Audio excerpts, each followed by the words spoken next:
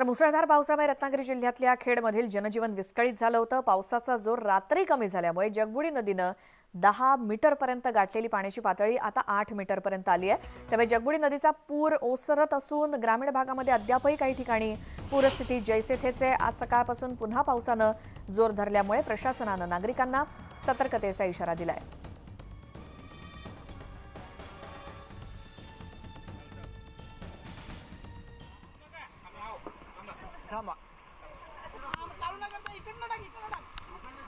रत्नागिरी जिल्ह्यातील खेड तालुक्यातील ही कालची दृश्य आहेत, ज्यावेळेला संपूर्ण दिवसभर पावसाचं पाणी हे शहरामध्ये घुसलं होतं। जगबुडी नदीला पूर आलेला होता।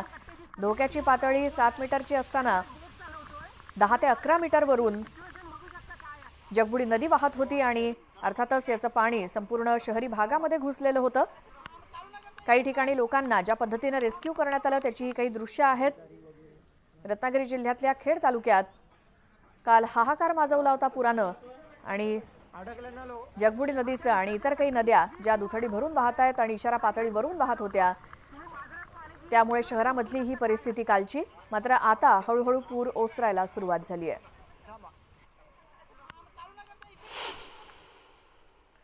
रत्नागिरी जिल्ह्यातल्या दापोली, मंडणगड या तालुक्यात सुद्धा पावसाचा जोर कायम आहे। रात्री पावसानं थोडी उसंत घेतली होती, मात्र सकाळपासून जिल्ह्यातील सर्व तालुक्यात पुन्हा पावसाचा जोर वाढलाय। हवामान विभागाकडून रत्नागिरी जिल्ह्याला पावसाचा रेड अलर्ट देण्यात आलाय आणि येत्या 24 तासात मुसळधार पावसाचा इशाराही दिलाय। त्यामुळे मुसळधार पावसामुळे जनजीवन विस्कळीत होण्याची पुन्हा शक्यता आहे।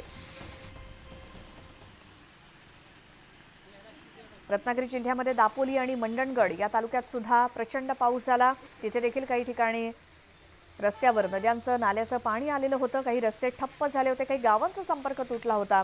मात्र आता पुन्हा एकदा मुसळधार पावसाचा इशारा रत्नागिरी जिल्ह्याला दिलाय, त्यामुळे नागरिकांना पुन्हा एकदा सतर्क करण्यात आलंय। तर रत्नागिरी जिल्ह्यामध्ये काल कोसळलेल्या मुसळधार पावसामुळे रस्त्यावरून पाणी वाहत असल्यामुळे ठिकठिकाणी वाहतूक ठप्प झाली होती, तर काही ठिकाणी रस्त्याचा अंदाज न आल्यामुळे वाहनं अडकली होती।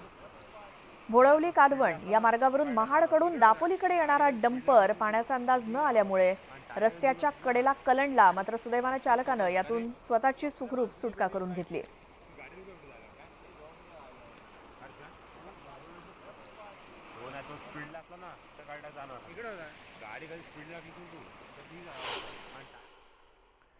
चिपळूण तालुक्यामध्ये मुसळधार पावसानंतर पूर आला होता आणि पुराचं पाणी शहरात शिरल्यामुळे जनजीवन पूर्णपणे विस्कळीत झालं होतं।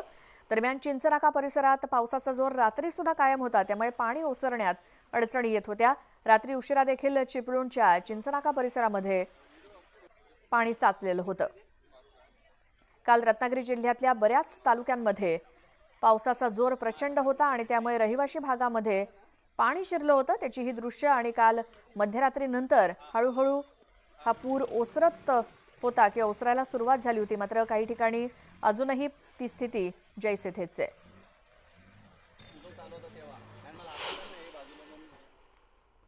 राज्यामध्ये अनेक भागात मुसळधार पाऊस झालाय।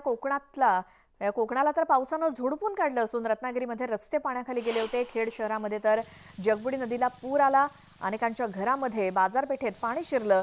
नद्यांच्या पाणी पातळीत प्रचंड वाढ झाल्यानं अनेक मार्ग बंद झाले होते। दुसरीकडे दापोलीमध्ये जामगे सातरी नदीनं धोक्याची पातळी ओलांडली होती आणि नदीचं पाणी पुलावरून वाहत असल्यामुळे नदी पलीकडच्या 7 गावांचा संपर्क तुटला। गेले 2 दिवस नदीचं पाणी पुलावरून वाहत असल्यामुळे विद्यार्थ्यांसोबतच ग्रामस्थांचे हाल होत आहेत।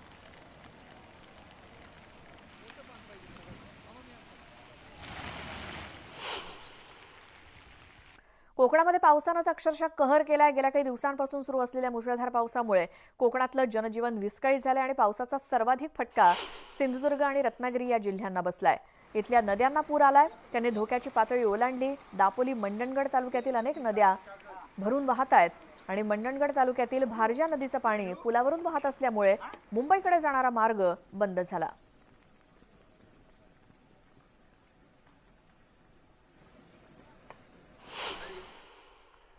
रत्नागिरी जिल्ह्यातल्या खेड तालुक्यातील शेल्डी धरणाच्या प्रवाहातून पाण्याचा अंदाज न आल्यानं एक तरुण वाहून गेल्याची घटना घडली। 32 वर्षीय जयेश आंबरे हा तरुण वाहून जातानाची दृश्य कॅमेऱ्यामध्ये कैद झाली आहेत। या तरुणाचा शोध सुरू आहे। दरम्यान मुसळधार पावसामुळे खेड तालुक्यातील जनजीवन विस्कळीत झालंय। बाजारपेठेत देखील पाणी शिरलं आणि मुसळधार पावसामुळे नारिंगी आणि जगबुडी नदीला पूर आला। या सर्व धरणातून मोठ्या प्रमाणात पाण्याचा विसर्ग देखील करण्यात आला होता आणि म्हणूनच रहिवासी भागामध्ये पाणी शिरलं।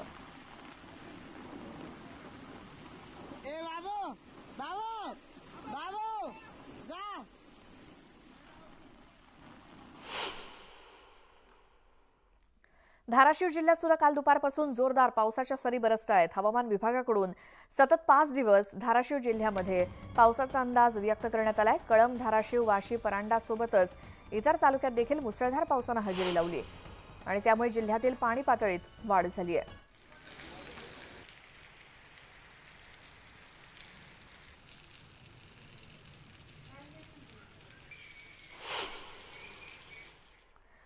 पुढची बातमी बघूयात। वाशिमच्या सहाय्यक जिल्हाधिकारी पूजा खेडकर यांचा आजपासून अकोला इथल्या आदिवासी प्रकल्प विभागात प्रशिक्षण सुरू होणार होतं, मात्र या प्रशिक्षणाचा कालावधी पुढे ढकलण्यात आलाय।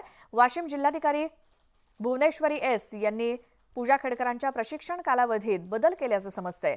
22 जुलैपासून पुढील 5 दिवस त्यांचं अकोला इथल्या आदिवासी प्रकल्प विभागात प्रशिक्षण सुरू होणार आहे। तर पूजा खेडकर आजपासून 5 दिवस वाशिम जिल्ह्यातील वन विभाग, वाशिम जिल्हा सामान्य रुग्णालयाच्या कामकाजाची माहिती घेणार आहेत।